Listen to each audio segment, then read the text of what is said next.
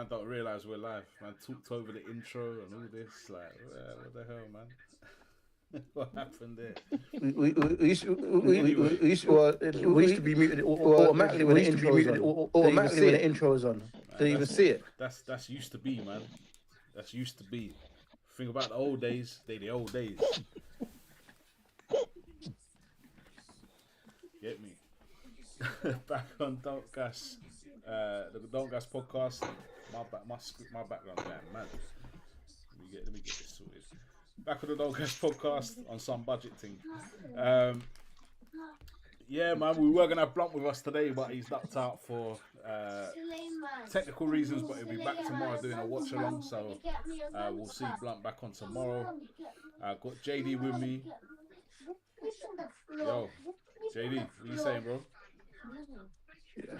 All good, brother. All good. All good, brother. All good. JD, aka Mr. Nanny, as you can hear. Got Stitches with me. What you saying, brother? What up, Stitches? All good, up, man. Stitches, all good. How's everyone else? All good. All good. How's everyone else? Yeah, man. All good, bro. Yeah. And last but not least, got Bizzle as well. What you saying, bro? Yo, I'm cool, man. Tired, but I'm alright. I'm cool. Feels weird to be stationary. Tired, but I'm alright. I said tired. You sound tired. I have to wake up, bro. Feels weird to be stationary. You get caught, you'll get caught slipping with that attitude, man. And JD's looking for something. I know he is. Anyways, wanted to start talking about Italian football. As we know, Italy failing to qualify for yet another World Cup. What is going on with Italian football, man? Growing up, Football Italia on a Sunday, all the best players were playing in Serie A. In the late 80s, early to probably all through the 90s, I'd say. Like, their league was crazy. Like, crazy. The talent they had there, everyone wanted to play there. And then just, I don't know, over the years, I'd say after like 2008, 2009, I would say, there just seemed to be a rapid decline in Italian football. And you've only got to look at the centre forwards. Look who they used to have. That's been before that, though. It's longer. That's been before that, though. It's longer than that. You reckon? Yeah, it's been before that, man. Yeah, I'll say like when the Premier League money, like when the Premier League money, like got big, like when the TV rights money, like when that jumped up into the big figures, into the big figures, Italian football suffered. You think it's okay? I don't know. I don't know exactly what it is. It's definitely financial. It has to be because they can't afford to pay players like they used to in Italy. I think it kind of stems back to all the corruption, like and everything that was happening. You know, the Italian league. I kind of see a pattern repeating itself because the Italian league became known for its defensive qualities. It became a very tough to play in. It became you know the defense in Italy is number one around the world in terms of how they defend. So with defending comes a lack of goals. With a lack of goals comes a lack of entertainment. On top of that, you throw the corruption issues in, which takes the sponsors away. That's less money into the league. I feel like they've almost had to rebuild the credibility of their leagues. And then this is the impact. You're seeing the impact over time. That's my theory on what's happened over there. Do you know what I mean? They're not able. Remember back in the day, Ronaldo's going over there. You had the superstars were in the Italian league. Nedved, Signori, Baggio. Do you know what I mean? All of them now. You haven't got that. You ain't got that. They go to Europe. Sorry, they go to UK or they go to Spain. These days, so you don't really see that. Even Germany's getting one or two superstars and stuff. So yeah, I feel like their league is dropped, and as a result, quality of football coming out of their country. I don't want to say quality of players because I think they still got some decent players, but quality of football coming out of their league is not as great. They're lacking those stars though, those star names. Like if you think about the Italian squad now, who are you picking out as like their star players? Because I can't think of anyone. They got Moise Keane would have got nowhere near them old school Italian sides. Nowhere near. Like the Del Pieros, the Tottis, the Vieris, you know what I mean? There's so many you can name, man. Like there were people not even getting selected, like Signoris and people like that. They weren't even getting picked. Yeah. I mean, obviously, Montella and players like that weren't really getting in. Now they're walking. Yeah, and obviously you can talk about these superstars, right? But the reality is they were part of the reason they were superstars because we knew about them. Like we had Zeta Italia, Golazo on a Saturday that everyone watched that program. Do you know what I mean? With that Englishman with the bald head that used to do the show. Even the referees were superstars. You had Pierluigi Collina coming out of Italy and stuff. So do you know what I mean? Part of the reason that you know these superstars, first of all, they were at all the tournaments into the latter stages. Their football was covered across Europe. Everyone was watching Italian football. I had to speak for myself. I don't watch Italian football like that no more. I might catch a highlight here and there, but I used to actually watch games. Bro, I don't even watch the Milan derby anymore. There you go. It's not even the Milan derby. I remember it would be like Juve versus Milan, and I couldn't wait for the game. And it's like, this is gonna be a sick game. And then you'd watch their Sunday afternoon, you'd be at home for that, man. When you play it on your lap. You get me? But that's not happening anymore. So even if they did have superstars in there, they did have bad boys in there, you would know. Do you know what I mean? You had like Cavaschella came from Italy to PSG. He's a bad boy player. Do you know what I'm saying? He was playing in Italy for a good couple of years. So do you know what I'm saying? Like we didn't. I knew about it because we played against Napoli in the Champions League a couple of times. But like I wouldn't have known about it otherwise because I'm not watching Italian football like that no more. So even if there are superstars in there, I know there's a player called Barella that everyone rates really highly. They've got a couple of players. They've got players, but they're not getting that same kind of elevation, that same kind of platform that they used to get because the Italian league was number one. So I think that again impacts our view of it. And I think if you look at the fact that he's not in the World Cup for the third time in a row, right? That says a lot, right? And actually, their team's not as bad as what they're doing. What they also have is they don't have quality coaches right now. Like all the coaches, that top coaches are going to other countries. So you've got they're all going somewhere else. Well, that one. But they're not in it anymore. So, do you remember watching their goal of the month? I used to watch their goal of the month, and it was like, bro, that used to be crazy. Overhead kicks. I remember Spria scoring some mad scissors kick, a goal of the month, and then I got to watch like match of the day goal of the month, and it's just dead. George running into the area to the neck. Bro, listen, I'm telling you, and this is why. Sorry, cut your stitches, but this is why. A lot of the major leagues, like, they hate the Premier League because the Premier League has killed off European football. Not the European competition that the Premier League players play in, but the European League. Premier League killed them. Like, I'm telling you, that Sky TV money, like, the other leagues cannot compete. So their best players either want to go to England, and man, they just can't compete now, man. So the league suffers. The league suffers because the best players would always be in Italy. After that, they go to Spain for a little bit, but English clubs would lose their best players to Germany, Spain quite a lot, or Italy. Doesn't really happen now. Or you get players at the tail end of their career coming to the Premier League and stuff like that. Yeah. But I would say let it be a cautionary tale to us over here, right? Because there's a couple of things, if not handled correctly, that could see us go in that direction. Because right now, the quality of the league's not great. Like, I'm not saying that it's not a dig up. Let me put the caveat. It's not Arsenal, right? In general, I didn't say that. I know it's coming. So I just wanted to get in there first. It's not a dig. I just think the quality is not there. There's the Man City, all these infringements of rules. We're now finding out that Chelsea's been cheating for years, and when they brought all their players, they were cheating. So all of this stuff, it starts to degrade the credibility of the league.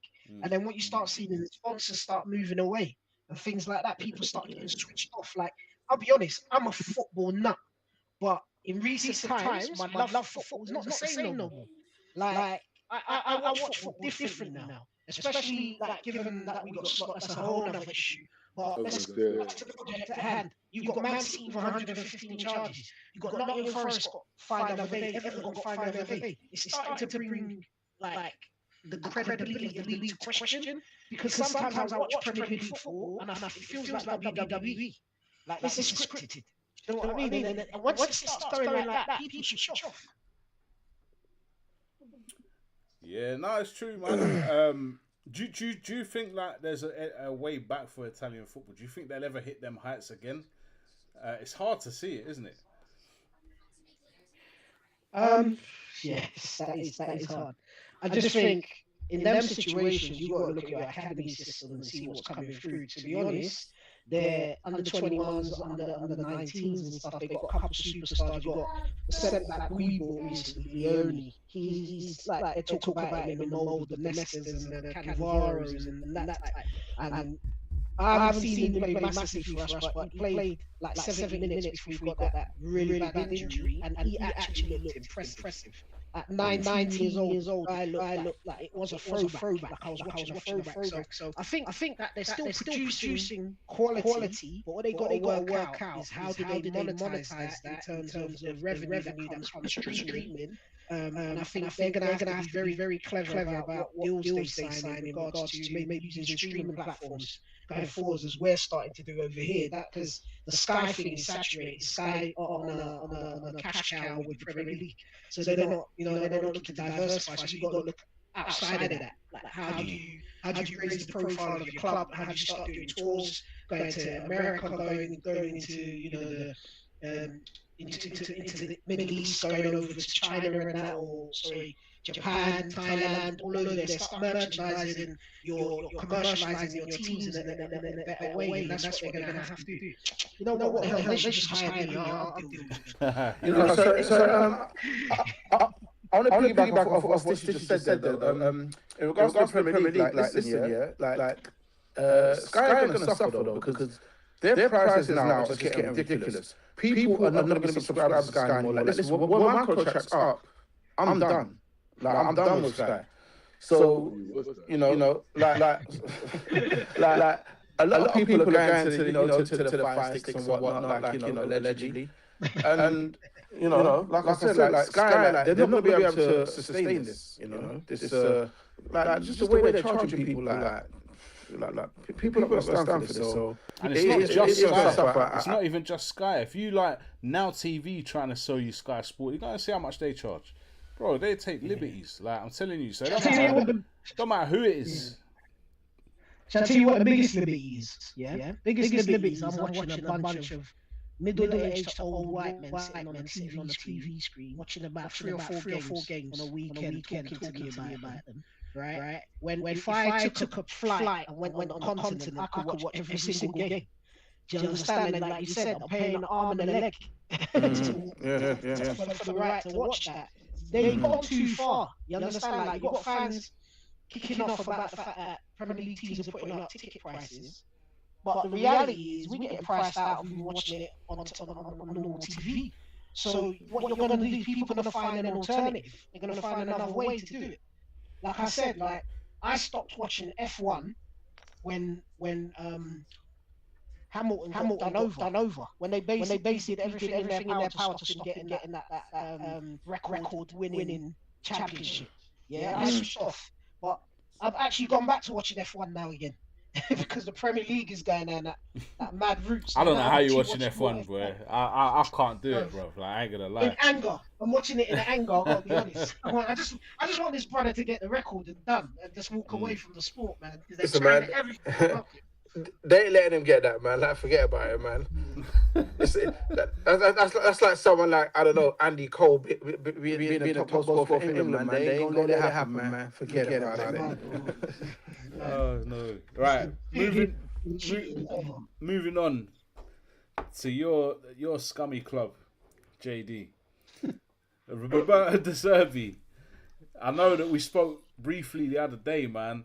Unfortunately, the stream didn't go out because there's some interesting things. Now, I'm gonna say a quote. This is just it's a quote, but it don't mean anything. I just want to get your response to this. 5-year deal for a 2-year manager, because he ain't stayed anywhere more than 2-3 seasons anywhere in his whole career. Why is it going to be different at Tottenham? Why is he going to settle down and and honour the contract? First of all, let me respond to that quote, because that's just lazy journalism and just, people just piggybacking off narratives that have already been pushed out there. But like, to say that, like, he doesn't... Okay, well, like, whatever, you could say the same thing about Pep before he went to Man City. He wasn't anywhere longer than, was it, two or 3 years? And then do you know the big difference there, though? The big difference is he went to City that were winning and have got unlimited money, and De Zerbi's going to Tottenham, who are fighting relegation and do not have unlimited money. Big difference. Fight relegation, like, listen, like, this season's an anomaly, right? So that's the first thing. Now, second time, man. Last season. Last season, man, he was in the same position last season, bro. Listen, man, stop throwing stones behind your hands, man. You look like a big head Akon over there, man. Just stop, man. Listen, you can tell somebody about Akon. Pick up that hat if you want to stay Akon, bro. That's what you gotta do. Won't let me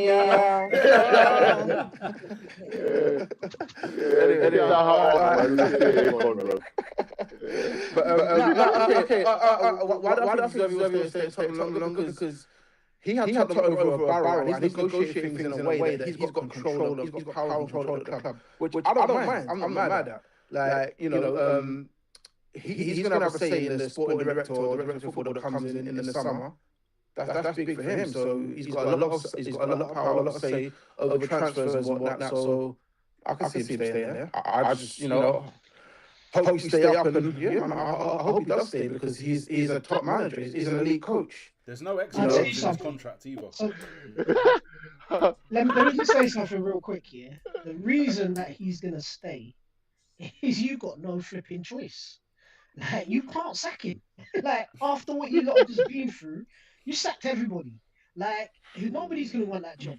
At the end of the day, you've got no choice but to back him. Listen, people always want that job because people can say what they want to say about Tottenham, but we are a big club and we've got a lot of money to say about Tottenham. People always be interested in that job, and that's why we was able to get somebody like us. So people always be interested in Man United with a whole host of and that's why I was able to get somebody like a De Zerbi, who's been. Don't believe everything you read in the press. Don't believe it. All right. Well, you know what? Yeah, we got a better manager than Man United again, so it is what it is. Yeah, managed the Man United again, so I can't hear you from 17. I can't hear you from far on the table. You're too far. I can't hear you from there. I can't hear you from there. Yeah. You work and stay up, and then we could talk. I got to ask you. Elect, I got to ask you, and in fact, now I'm gonna make a statement before I give the floor to you guys. Yeah. Mason Greenwood, he's come out and that's his footballing son. That's what he said. Mason Greenwood, yeah. You got these Tottenham supporters. What is it? These women who are part of some ladies Tottenham supporters trust or something like that are coming out talking about they're disgusted with the manager because of Mason Greenwood. Now, for me, Mason Greenwood was not found guilty of anything. He's, like you've said this many times, JD. He's still with the girl, and they got a kid together or something like that. Like 2 kids. They're married. Listen. They're married. They got 2 kids. So if she can move on, why can't everybody else? So for me, we'd be saying the opposite. If he was found guilty, we'd be holding our hands up and saying the opposite. But he wasn't. 100%. Where do people get off? Where do people get off and have the audacity to be shouting down the manager for wanting to bring Mason Greenwood in? Listen. Sorry, that's people though. So. Let me answer this, man, because I feel kind of strong about this. Like, how many other players have done mad things, maybe worse? Lee Hughes killed somebody. Was he drink driving or day driving? He killed somebody in his car. Was allowed to come back to football. You know what I'm saying? Paul Gascoigne, who these women in this Tottenham fan group they love, legend. He was smacking up Cheryl Gascoigne back in the day. What has everybody forgot about that? John Terry, racist abuse. Luis Suarez, racist abuse. Like, there's so many examples of people that have done worse than Mason Greenwood, who was never found guilty of anything, but seems to be forgiven. So what's the difference with him? Can I respond to that? The difference with him is that he will fit right in with this group. That's the difference, bro. So I'm gonna say something different to everybody else, right? First of all, let me start off by saying I'm an advocate that you can make mistakes and you can repair it. You should be given a chance to repair it. To speak to the claim that he wasn't convicted of anything. I think first of all, you've got to take into context where we are as a society. There's a big Me Too movement right now. There's a big focus on toxic masculinity. There's a big focus on women being protected and the dangers to women. So you've got to understand that we're in a different time in terms of how these things are going to be viewed, right? Number one. Number two, what's damning in his situation is that the video that came out, whatever caveats you want to put against that video and the audio that came out, let me just land with this point. No video came out. Video came out. Audio, yeah, the audio. Audio and pictures. Okay. There was no video. What was seen? Let me just say it that way. What was seen is damning, right? And for better or worse, you can't walk that back. Regardless of the fact you're saying they're together now, they've got kids now. That stuff was out in the public domain. And in the court public domain, he's damaged goods.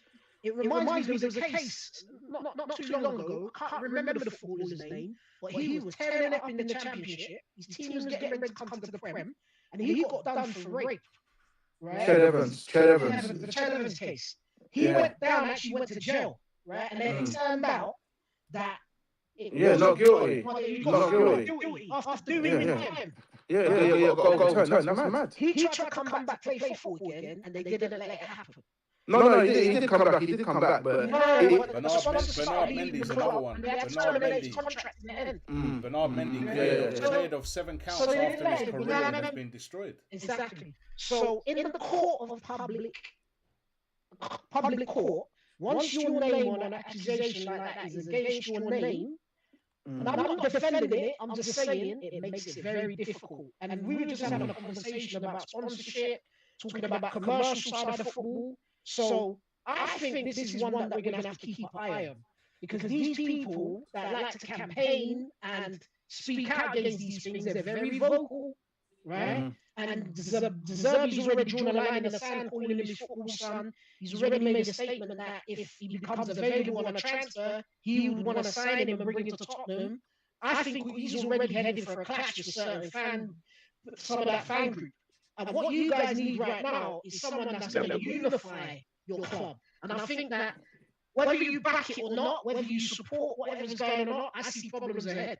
And what I'm saying is I'm not defending it. If I had a daughter, let's just say your football career might not be carrying on. That was my. That's all I'm saying. Right? You understand? But each to their own. He's obviously made amends with him now, and they stay together. The families are good, right? And I hope he's learned his lesson and he's not going to do them things again. You understand? But and people should give the second chance. You've got to understand the content. That's all I'm saying. I heard you said, like I said, listen. I agree with pretty much all of that, okay? But you see the thing is though, like we said about like if that was your daughter or whatever, like. But you see the thing is like our daughters, like I mean, look, obviously I've got daughters, yeah. Like it's gonna come a time where they're women, and obviously you could like do your best to advise them, but bro, like they're gonna want to live their lives, you know what I'm saying? Like, and we can't control that, so. If they want to, like, if they want to be with this guy, you like I said, you might agree, you might do your best to advise her, but you cannot, we can't really force no one. You know what I'm saying? So, are you then gonna alienate your daughter, make a bigger problem between you and her, rather than support her through this situation and try and like hope for the best? Like, really, that's what I'm saying. Like, it's technical, so. But I hear you. It's techie, bro. It's techie, bro. Like, it's easy for us to be on the outside and have these opinions, but if you're in it.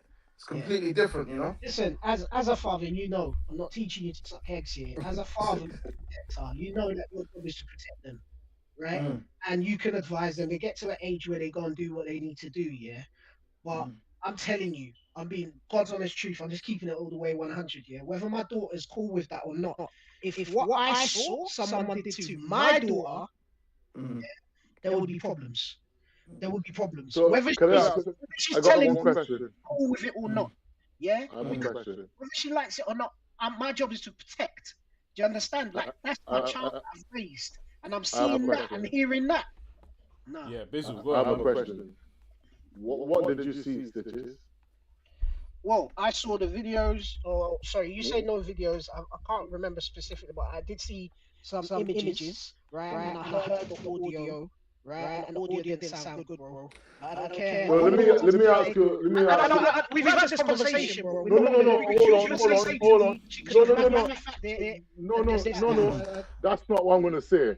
Okay. I'm gonna say it just goes to show how fickle and judgmental the court of popular opinion is. How are you condemning a man on an audio tape? That could be anyone. That's the first thing. Yeah. Okay. Second thing is this. Yeah. You saw a bunch of images. Now, again, I'm not condoning that kind of behavior, but she could have done the images any which way. She could have. Let me ask you a question. No, hold on. Let me speak after Bizzle, and then I'll come to you. She could have stitched the man up in any which way, yeah. And it just, for me, it just goes to show how fickle people are in terms of their opinions. Like, you won't condemn a man. Like, anybody can walk into this room now and say, or shout anything, shout any kind of name. It goes public, and then you won't be telling me, oh, somebody done it. You weren't there, I weren't there. The other thing that gets me, right, and again, I'm not condoning, but you have people that actually like that kind of stuff. They live that kind of life, as in that kind of activity and stuff. They get off on that kind of thing. Who am I to judge? What I don't get is there is nothing concrete, because nobody could say that they saw the boy do these things, but everybody's called him a rapist, a beater, all kind of stuff. No one was there, no one knows. You know but everybody is convinced. You know why? And that's the thing I can never get my head around. You know why I'm gonna back you on that? Sorry? You know why I'm gonna back you on that, right? Neymar, okay? The same thing with him. Audio recording. Lucky for him, his phone was accidentally, the camera turned. I don't know how it turned on, the video, whatever, and it caught the whole video of the situation. If you only had the audio, you're thinking, this guy, what is he doing? That's what I'm the saying. Video showed something completely different. So I think audio alone is not enough. That's what I think. That's what I mean. But everybody is ready to condemn this guy. For me, I just don't get it. I just Can I say something now? I don't get it. Yeah. Go. So, whilst I accept the arguments that you guys are putting forwards, I think that if you look at the speed at which sponsors deserted this youth, you look at the speed that his teammates stopped following him, if you look at the way that the people that would normally, circle around, because we know football like to keep things in the house and they protect their own, especially someone who's seen as a commodity, especially someone that they're seen as a future star, they try their hardest, despite everything, to try and keep him at Man United. It was when actual staff members and people started speaking against it that Man United finally conceded that they got to let this youth go, right? That, and I'm not saying I'm right, makes me think there's more to this story than you and I know. That doesn't mean he's guilty, but it does make me think there's more to it. Furthermore, there have been reports, and we don't have evidence because the club keeps all of that. There's been reports that this ain't the first time that Mason Greenwood would be in trouble with the club over things like this. And they've been protecting him for a while. It was just that they couldn't get ahead of this one. You know what I mean? They couldn't get ahead of this one. Just out there in the public opinion. So I'm not saying the man is guilty. Furthermore, like, that's the past now, right?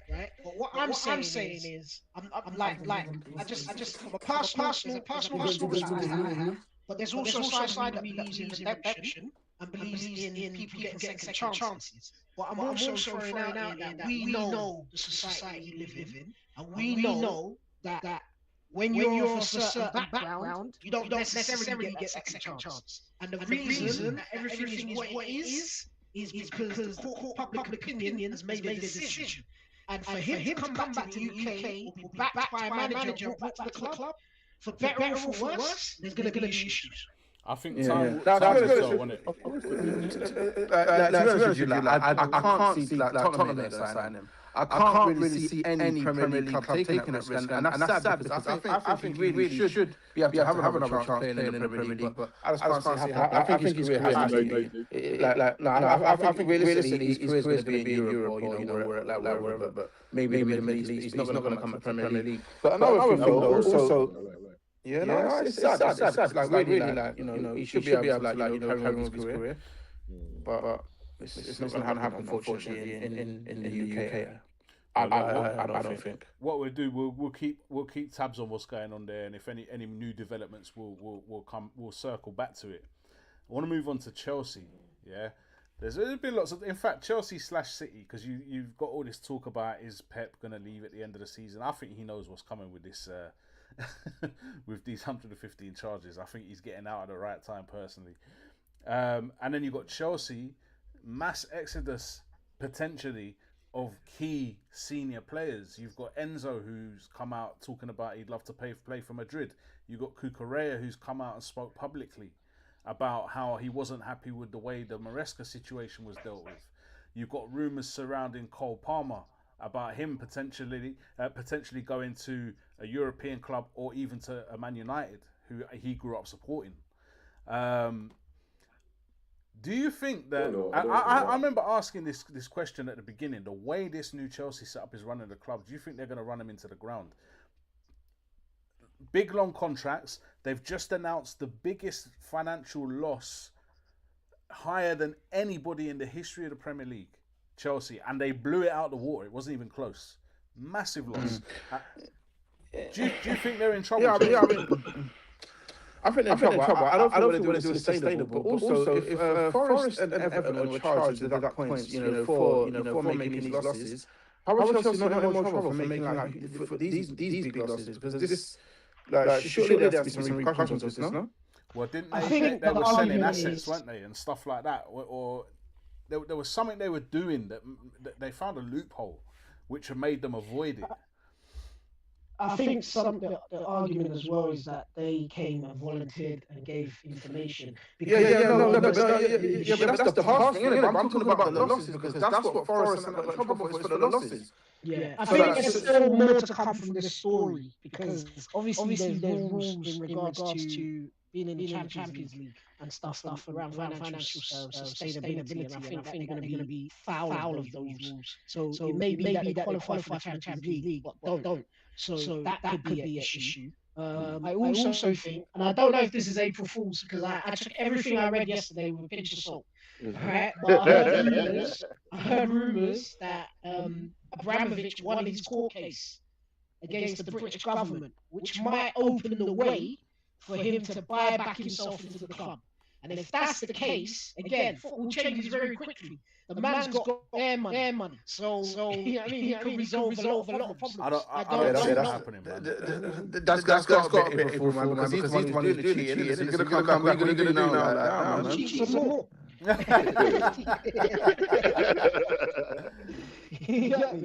Well, listen, there's a lot. Like I said, there's a lot of Chelsea players who have come out, who have been outspoken. Personally, I don't think Enzo gets into that Madrid starting lineup anyway. I don't know why he's talking about Madrid. He should lower his expectations. I think he's overrated.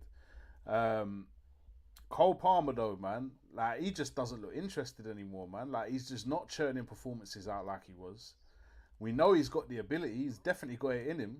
Does he just want to get out and go and play somewhere else and get back to his old self? Because I just ain't seen the performance out of him for so long. Like, so long.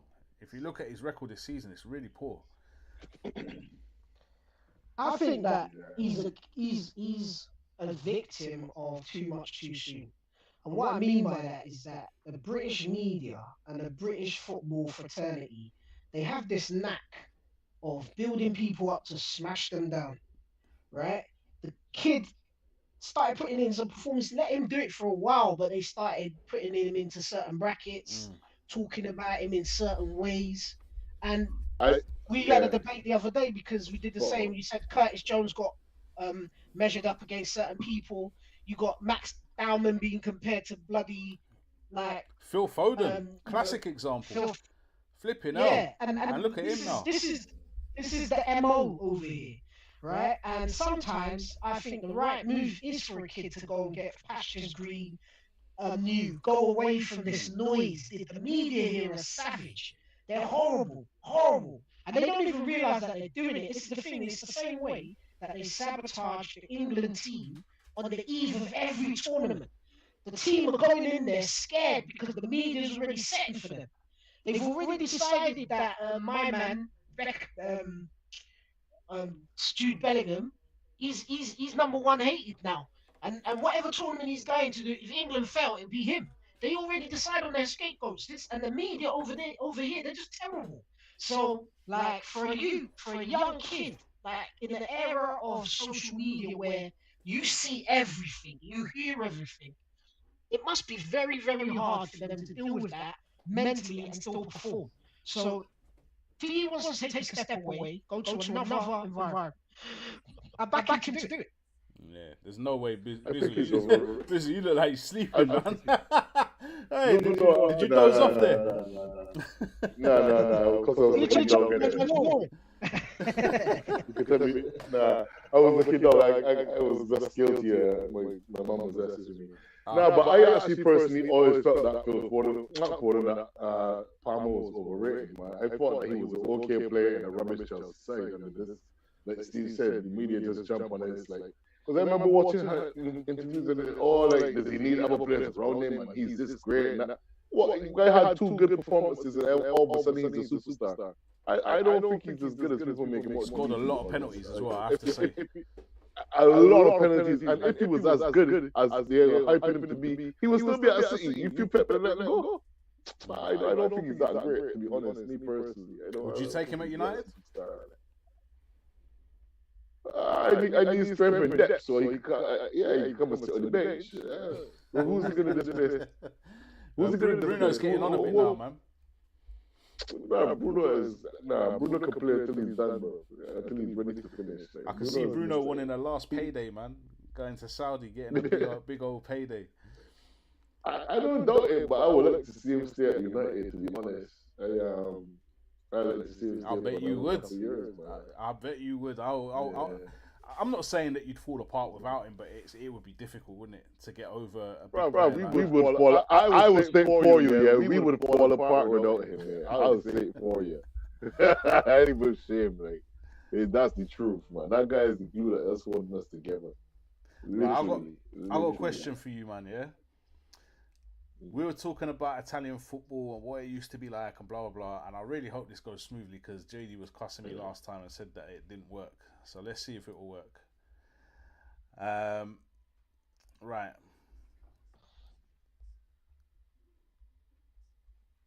Come on, work for me. Errors. These are the different errors. I've kind of picked out centre forwards from each era that most of us have been watching for. I could have touched on the 80s, but I didn't see the point. 90s, you got all these are number 9s, by the way, all number 9s. So you got 90s, 2000s, 2010s, 2020s.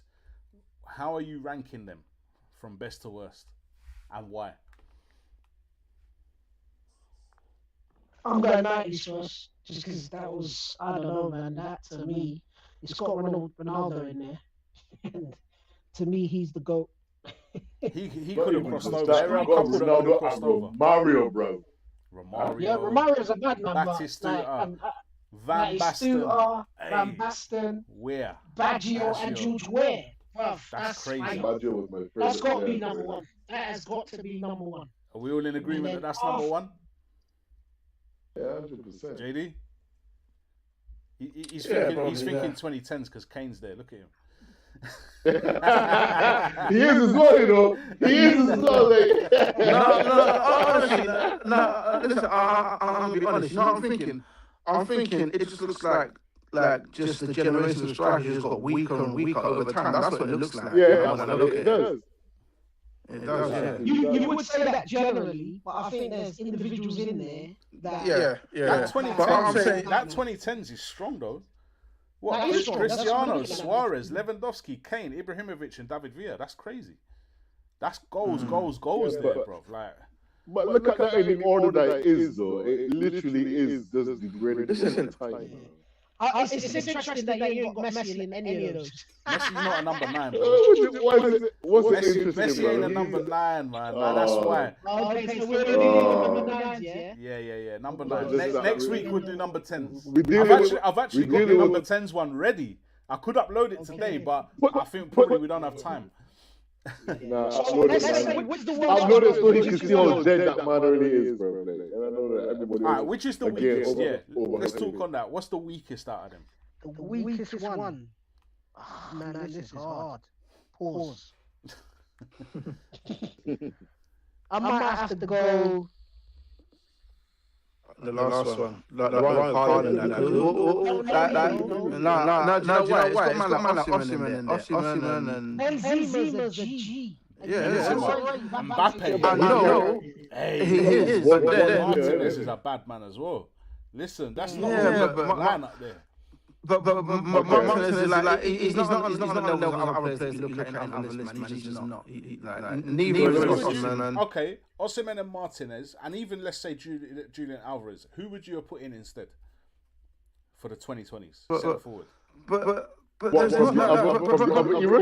But what I'm saying is the standard strikers now is not what it was before. So you're gonna have obviously like with the academy system and the way teams play now, they're not producing those strikers like not regular. You're not producing players like you used to. Anymore anyway. Exactly. So they're not producing those players no more. If you look at every single position from defenders to wingers to midfielders, as we look at it, you're going to see that the players of quality, the players have dropped off significantly. What kind of wingers that you got today that you actually scared of, bro? I mean, you had wingers back in the day that you don't know, like, man, get twisted. What we're gonna do? We're gonna do wingers, bro. Don't go into that now. Because we're going to do wingers. Oh, okay. I've got number 10s is the next one. Then we're going to do wingers. And then we're going to do centre midfield. We're going to look at the different areas and just see if there is a drop-off or whether there's any hope. I might have to say that I'm going 2020 is the weakest. But that's 2020 is the weakest. Shevchenko would have to come out for me. Oh, man, because Shevchenko would have to come out for me. You know what I'm saying? Oh, it's come off the screen. For who? You know what I'm saying? Oh, it's come off the screen. Yeah, sorry. Do you want me to put it back up? No, I'm just I'll just like I'm trying to match it up, and I'm trying to say like in the areas like Shevchenko's Alvarez is a bad man, but Shevchenko's not better than my man Haaland. Even though I don't rate Haaland's all-round game, I just rate him as a goal scorer. There's people we've missed out though. There's people we've missed out. Adriano, I know he had a short career, but he was sick. That's true. There's other who else did I leave out? Fernando Torres, bad man. He could be in there. Fernando Torres, right? As much as I hate Liverpool club. I hate them even more. That's the one that's true. Right? Yeah. So that's a compliment because you would have hated if he weren't good. No, that's what I'm saying. Fernando Torres is a bad man, fam. Like I think Fergie chased his map for like 3 years as well. He was a bad man. I think, he I used to hate the hate. So general consensus of the number 9s. Gradually, it's dropped off. Do you think that's because of the way the game is played now, or do you just think that 100%. The game. Yeah, we're not developing those players no more. The game has changed. The traditional number 9 doesn't really exist. They kind of tried to bring it back a little bit this season with people like Gyökeres, Sesko, Isak, but at the same time, don't do that, bro. They're not playing to their strengths. They're not really playing to their strengths because those guys are meant to get on the end of things. You've got wide men that are the main.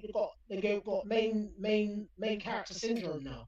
Wide men who are trying to get 20, 30 goals a season. They're not trying to create opportunities for the striker. Yeah, that doesn't suit those number 9s. Yeah, that's been going on for a couple of years now. I blame Salah. Yeah, Cristiano and Messi. They ruined it for everybody. I blame Messi. You blame Messi because Cristiano wasn't doing it from the wings either. Yeah. People forget that he was killing it from the wing as well. Yeah, man. Trust me. Yeah, but he was doing it from everywhere, bro. But listen. What we do, like I said, man, we're gonna look at each position each week. We'll look at a different position, and we'll see if there's anywhere on the pitch that we can see improvement. I don't know if that's gonna be the case, but it'd be interesting just to get your views on it, man. Can't even say referees, bro. Even the referees But listen, man. Thanks for jumping on, you man. Please, if you're watching, don't forget to like, subscribe, comment, share. Most importantly, subscribe though, man. We need your support. We're trying to grow the channel. It's quick. It's free. Hit subscribe, man. Support Don't Gas. I've been Buckstar. We'll be back again on Tuesday with Don't Gas the Badge, me and JD, and any featured guests. And of course, next week on the Don't Gas podcast, always 9 p.m. Thanks for tuning in. Peace out, everyone.